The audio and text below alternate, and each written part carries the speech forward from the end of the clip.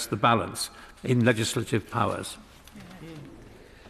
My Lords, I'd like to thank both committees for these excellent reports, and what's more, I'd like to thank them for making them readable.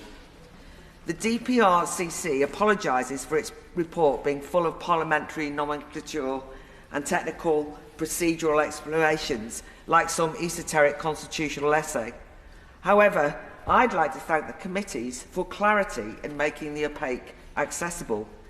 The start of Chapter 2 of Democracy Denied, explaining terms such as Henry VIII powers and skeletal legislation, is invaluable. And in the spirit of the Viscount Stansgate's contribution, I'm recommending both reports as must-reads far beyond Westminster.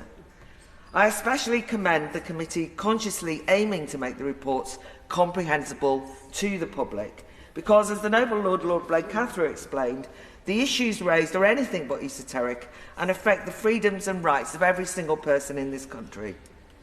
However, the public are not just objects of law changes. That's too passive a depiction. The report details a worrying shift in the balance of power.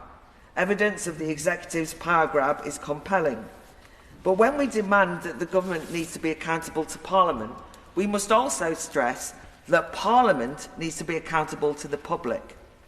Too often in recent years, the demos, the foundation of democracy, feel that parliamentarians sometimes refuse to act on their wishes.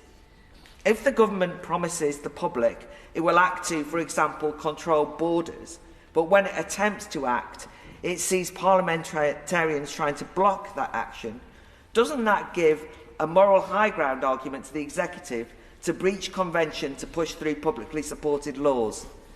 A warning to this unelected House about indulging in overreach, acting more as an opposition than as scrutineers, using every tactic in the book to defang laws it doesn't like, even if the electorate do. As we heard from Lord Prentice of Leeds in his impressive maiden speech, outside of this House there's a growing visceral distrust of Parliament per se. Conversely, I agree with the report's concerns that when laws are delegated, the public are done a disservice and in turn are confused when some laws sail through without parliamentary challenge. An example already mentioned was when in lockdown the government scandalously made it mandatory for anyone working in a care home to be fully vaccinated or be sacked. This happened with no risk analysis or of the cost-benefit impact on care sector, and there was nothing parliamentarians could do about it. 40,000 care workers were driven out of their jobs then, and now, almost daily, we here discuss the crisis of care worker shortages and never acknowledged how bad lawmaking contributed to this disastrous state of affairs. No wonder the public become both confused and disillusioned. That is why it's so important to shine a light on anti-democratic lawmaking processes.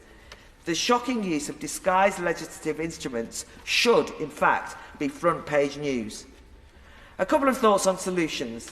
In the reports, permanent secretaries claim that increased use of statutory instruments is due to the competition for parliamentary time.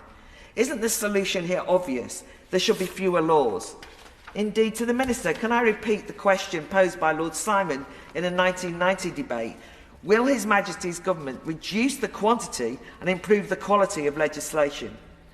I suggest that lawmaking has become a technocratic substitute for political leadership.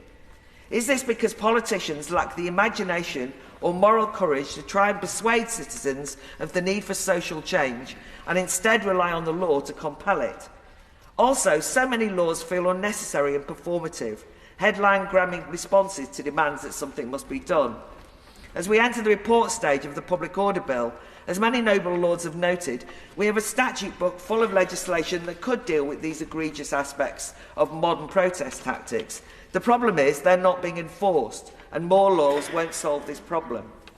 By the way, the enthusiasm for creating new laws to tackle all and every issue is not just a weakness of the Conservative administration.